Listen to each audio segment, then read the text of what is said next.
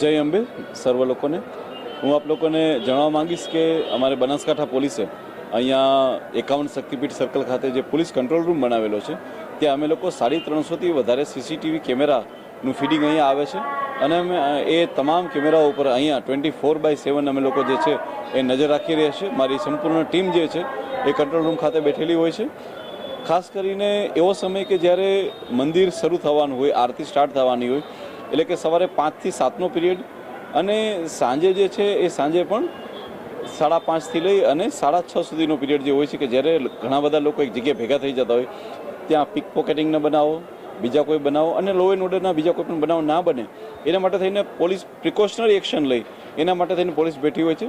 સાથે સાથે એની બાજુમાં જ VHF ચેનલ હોય છે જેના મારફતે અમે ત્યાં હાજર રહેલી પોલીસને અમે જાણકારી આપી શકીએ છીએ જેથી કરી અને એ લોકો સારીમાં સારી એક્શન લઈ શકે.